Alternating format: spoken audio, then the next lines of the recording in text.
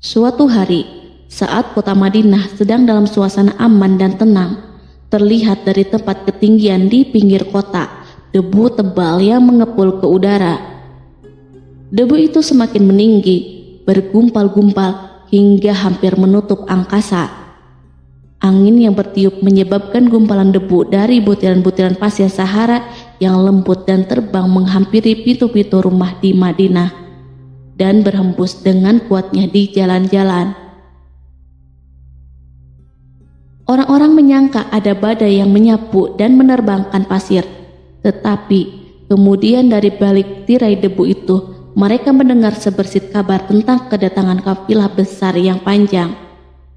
Tak lama kemudian, 700 kendaraan yang syarat dengan muatannya memenuhi jalan-jalan yang mengguncang Madinah. Orang-orang saling memanggil dan mengajak sesamanya untuk menyaksikan keramaian ini, serta turut bergembira atas kedatangan harta dan rezeki yang dibawa kafilah itu. Ummul Mukminin Aisyah ketika mendengar suara hiruk-pikuk kafilah yang bergerak maju itu bertanya, "Apakah yang terjadi di kota Madinah?" Ada yang menjawab, "Kafilah Abdurrahman bin Auf baru datang dari Syam membawa barang-barang dagangannya." "Jadi, kafilah itu yang telah menyebabkan semua guncangan ini?" tanya Ummul Mukminin. "Benar, wahai Ummul Mukminin. Jumlahnya 700 kendaraan." Ummul Mukminin menggeleng-gelengkan kepala. Pandangannya menerawang jauh seolah-olah sedang mengingat-ingat peristiwa yang pernah dilihat atau ucapan yang pernah didengarnya. Kemudian ia berkata, "Aku pernah mendengar Rasulullah Shallallahu Alaihi Wasallam bersabda, aku melihat Abdurrahman bin Auf masuk surga dengan merangkak." Abdurrahman bin Auf akan masuk surga dengan merangkak. Mengapa ia tidak memasukinya dengan melompat atau berlari kecil bersama angkatan pertama para sahabat Rasulullah? Sebagian sahabat menyampaikan cerita Aisyah kepadanya, maka ia pun teringat telah mendengarkan hadis ini dari Nabi lebih dari satu kali dan dengan redaksi yang berbeda-beda. Sebelum tali-tali pengikat perniagaannya dilepas, Abdurrahman melangkahkan kakinya ke rumah Aisyah lalu berkata kepadanya, "Engkau telah mengingatkanku suatu hadis yang tidak pernah kulupakan. Maka saksikanlah bahwa kafilah ini dengan semua muatannya beserta kendaraan dan perlengkapannya aku persembahkan di jalan Allah Azza wa Jalla." Seluruh muatan 700 kendaraan itu dibagi-bagikan kepada semua penduduk Madinah dan sekitarnya sebagai perbuatan baik yang agung. Peristiwa yang satu ini saja sudah cukup untuk mengukir sebuah gambaran yang sempurna tentang kehidupan Rasulullah. Abdurrahman bin Auf, dialah saudagar yang sukses, lebih sukses daripada kesuksesan yang pernah ada. Dia merupakan orang kaya dengan kekayaan yang melimpah ruah. Dia adalah seorang mukmin bijaksana yang tidak ingin bagian dari keuntungan agamanya hilang begitu saja, dan tidak sudi kekayaannya membuat dirinya tertinggal dari kafilah iman dan pahala surga. Untuk itu, ia mendermakan harta kekayaannya dengan kemurahan hati dan kesadaran nurani. Sebelum saya melanjutkan, dimohon kepada pemirsa untuk menonton video ini sampai selesai supaya tidak ada kesalahpahaman dalam memahami isi cerita, serta mohon bantu channel ini supaya semakin berkembang dengan cara subscribe dan tinggalkan like serta komen positifnya. Semoga apa yang dilakukan pemirsa bernilai pahala.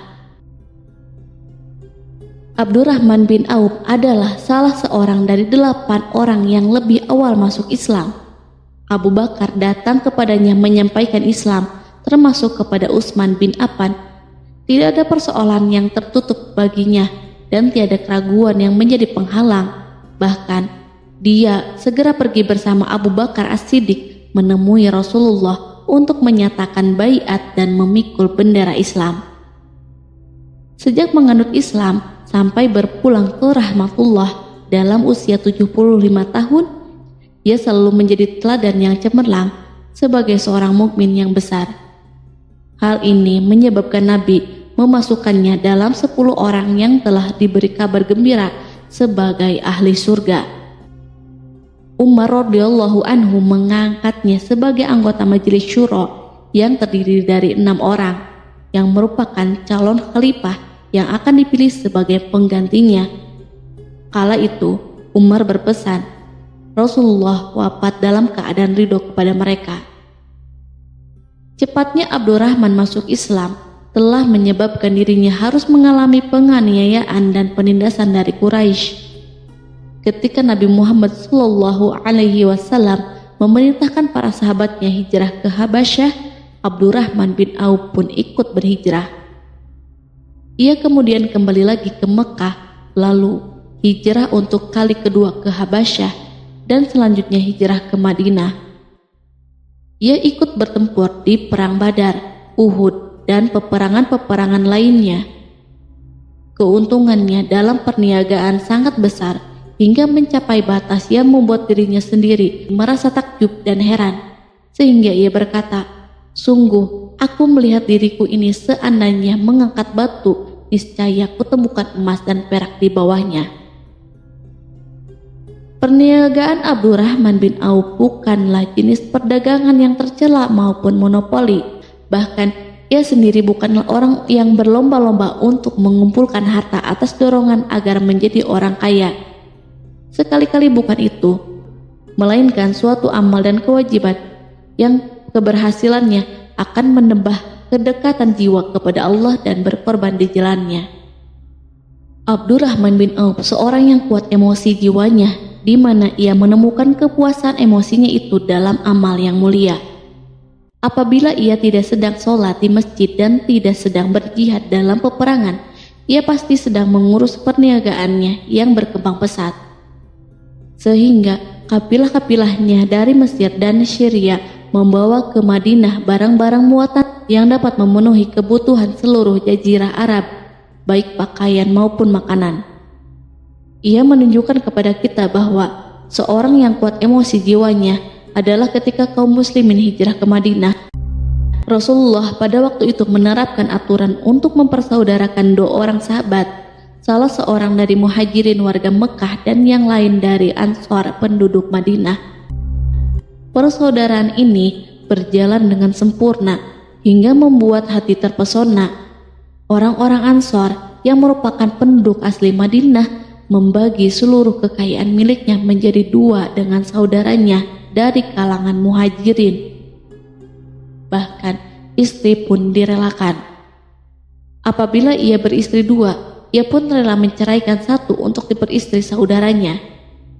Ketika itu Rasul yang mulia mempersaudarakan antara Abdurrahman bin Auf dengan Sa'ad bin Rabi. Sa'ad berkata kepada Abdurrahman, "Saudaraku, aku adalah penduduk Madinah yang paling banyak harta.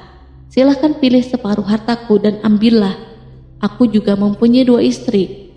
Perhatikanlah yang lebih menarik hatimu dan aku akan menceraikannya, sehingga engkau dapat memperistri dirinya."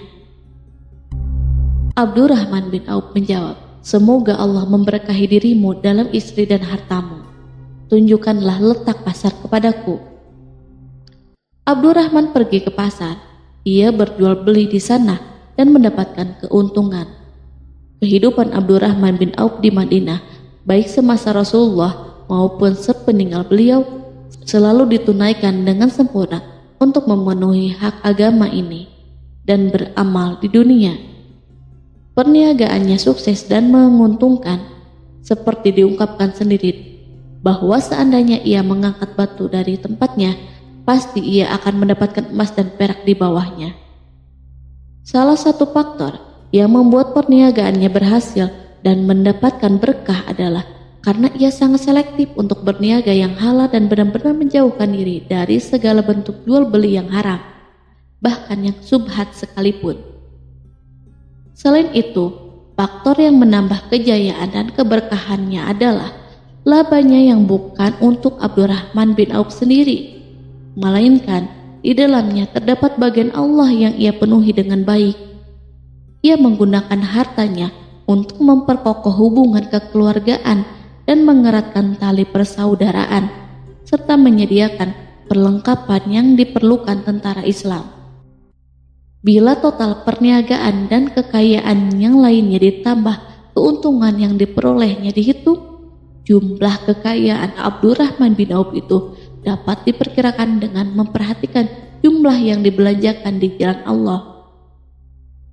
Suatu hari, ia mendengar Rasulullah bersabda, "Wahai Ibnu Auf, engkau termasuk golongan orang kaya dan engkau akan masuk surga dengan merangkak.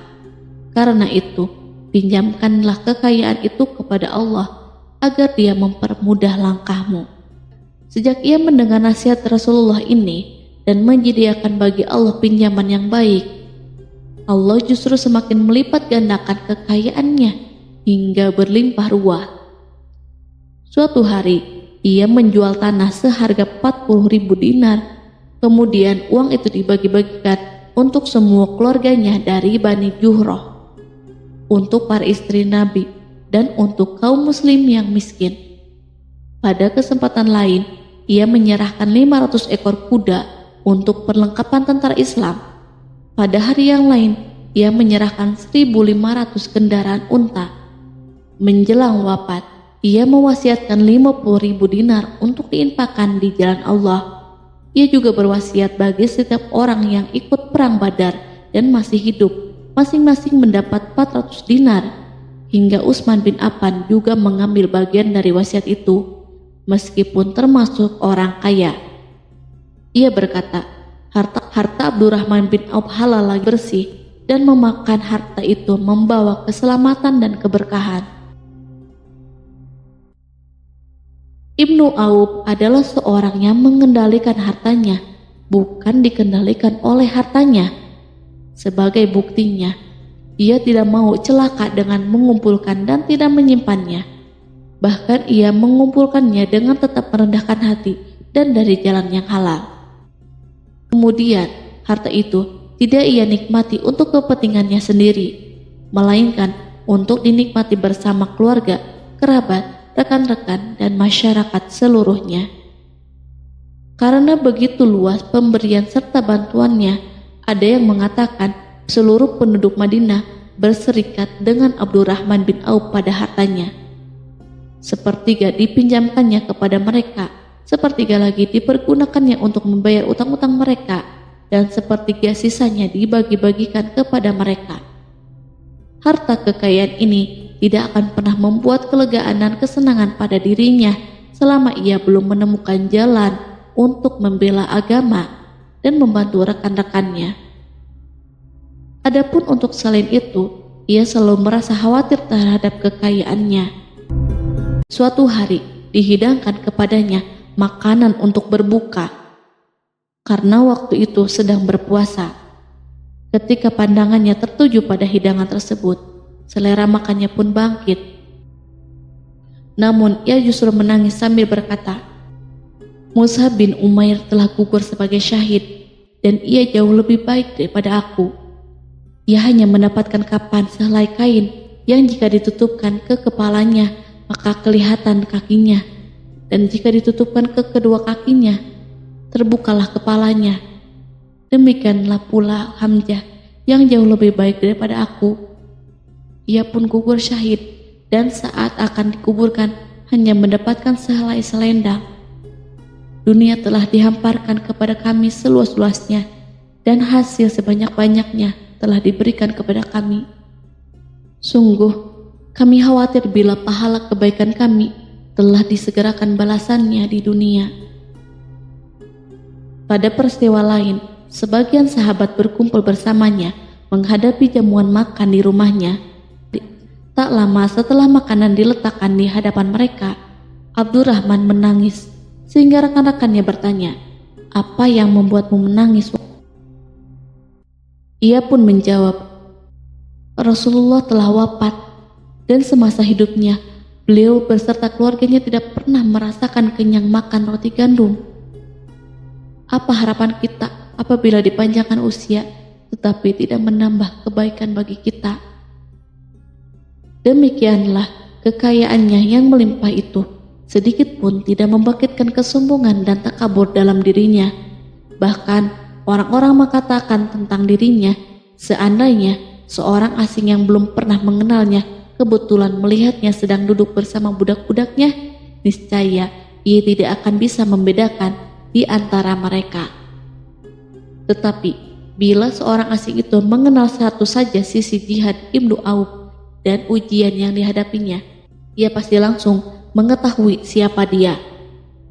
Misalnya, ia mengetahui bahwa di badannya terdapat 20 bekas luka di perang Uhud dan bahwa salah satu dari bekas luka itu meninggalkan cacat pincang yang tidak sembuh-sembuh pada salah satu kakinya. Contoh lain, beberapa gigi seringnya rontok di perang Uhud yang menyebabkan kecedalan yang jelas pada ucapannya. Saat orang asing itu tahu salah satu sisi ini, ia pasti menyadari bahwa laki-laki yang berperawakan tinggi dengan wajah berseri, kulit halus, pincang dan cedal sebagai tanda jasa dari perang Uhud. Itulah orang yang bernama Abdurrahman bin Auf.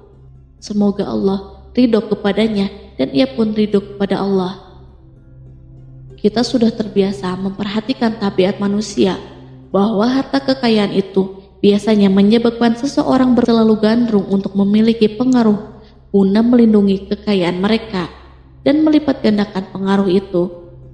Selain untuk memuaskan nafsu demi kebanggaan dan kepuasan pribadi, semua ini merupakan sifat yang bisa dibangkitkan oleh kekayaan. Tetapi bila kita melihat Abdurrahman bin Auf dengan kekayaan yang melimpah, kita akan menemukan manusia ajaib yang sanggup menguasai watak dasar manusia dalam bidang ini dan melangkahinya ke puncak ketinggian yang istimewa. Peristiwa itu terjadi ketika Umar bin Khattab hendak berpisah dengan rohnya yang suci dan memilih 6 orang di antara para sahabat Rasulullah agar mereka memilih salah seorang di antara mereka untuk menjadi khalifah yang baru. Pada waktu itu, semua jari menunjuk ke Ibnu Auf. Bahkan sebagian sahabat telah menegaskan bahwa dialah orang yang lebih berhak menjadi khalifah di antara 6 orang itu. Namun, ia menjawab, "Demi Allah, seandainya diambilkan pisau lalu ditaruh ke atas leherku, kemudian kalian menusukkannya sampai tembus, itu lebih aku sukai daripada menerima jabatan tersebut." Demikianlah saat awal 6 orang terpilih itu mengadakan pertemuan untuk memilih salah seorang di antara mereka untuk menjadi khalifah yang akan menggantikan Al-Faruq, Umar bin Khattab. Abdurrahman bin Auf telah menyatakan kepada rekan-rekannya bahwa ia telah melepaskan haknya yang dilimpahkan Umar kepadanya sebagai salah seorang dari 6 calon yang akan dipilih menjadi khalifah. Dengan demikian, kewajiban mereka untuk melakukan pemilihan itu terbatas di antara mereka berlima saja.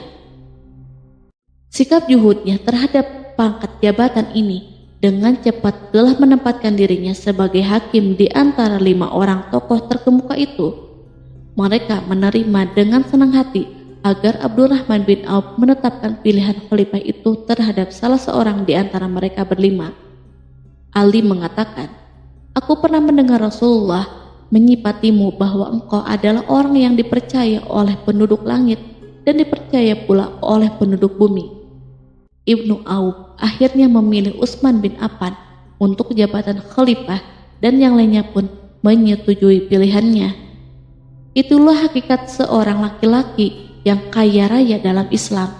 Apakah Anda telah memperhatikan bagaimana Islam telah mengangkat dirinya jauh di atas kekayaan dengan segala godaan dan penyesatannya itu, dan bagaimana ia menempa kepribadiannya dengan sebaik-baiknya?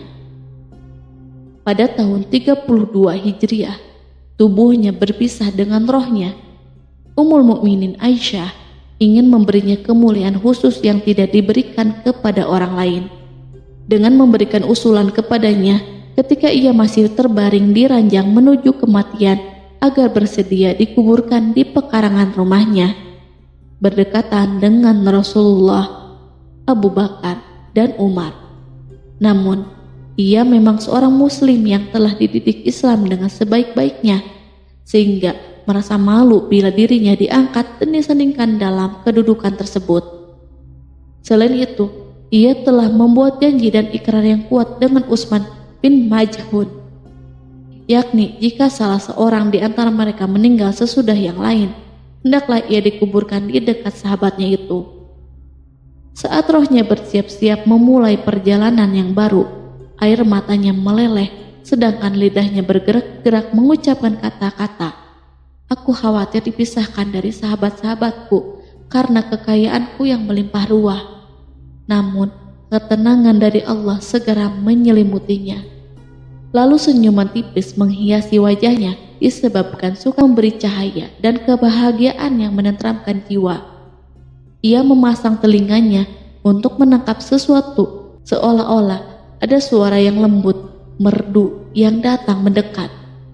Ia sedang mengenang kebenaran sabda Rasulullah yang pernah beliau ucapkan, "Abdurrahman bin Auf di dalam surga."